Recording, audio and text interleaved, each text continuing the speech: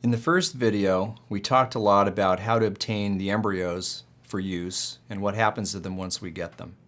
Let's review just a little bit of that before we go on to the next part. The embryos, remember, are being biopsied when they're 5 to 6 days old, and this allows us to obtain 5 to 10 cells from each embryo to make sure that we have enough genetic material to do accurate testing. We're finding that the test results are 98% accurate when they're done in this fashion.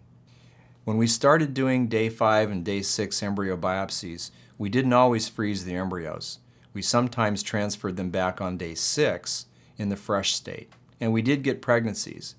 But we found that in our patients where we froze the embryos and transferred them in a later cycle, we got even more pregnancies. And this is the way that we now do all of our treatment cycles. Once the embryos have been biopsied and the cells have been removed for testing, it's important after the embryo heals itself in about an hour that we freeze it in a way that allows it to come back when we thaw it out later in the same condition that it was in before we froze it.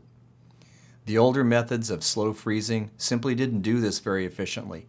It wasn't uncommon for us to lose embryos when we thawed them out, or else not have them look like they did when we froze them. The newer vitrification procedure is much different, however. In our laboratory, we're able to recover the embryos in virtually the same condition that they were in when we froze them.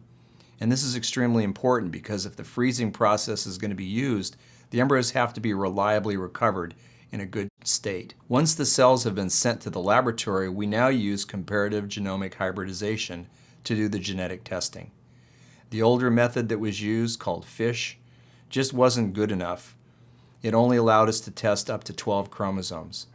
But the new array CGH procedure allows us to test for all 23 chromosome pairs, ensuring that we get the most accurate diagnosis possible. The results obtained from CGH are then used to help us to select the embryos that we're going to transfer. And because the success rates of this have been so high, we feel that it's only necessary to thaw one embryo at a time and replace only one embryo, and yet we're still able to achieve a great deal of success.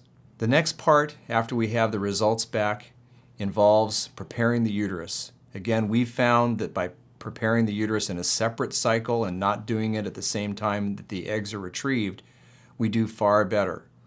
The reason for this most likely involves the high levels of estrogen that are obtained during the stimulation process.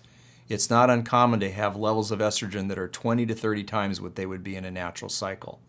Obviously, this isn't optimal for the uterus that's used to seeing much less estrogen.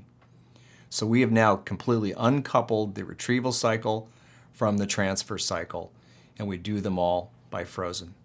So to summarize this part, the embryos have been grown to the blastocyst stage, biopsied and frozen, and the cells have been sent off for comparative genomic hybridization. Once the results are back, we're ready for the next phase, replacement into the uterus.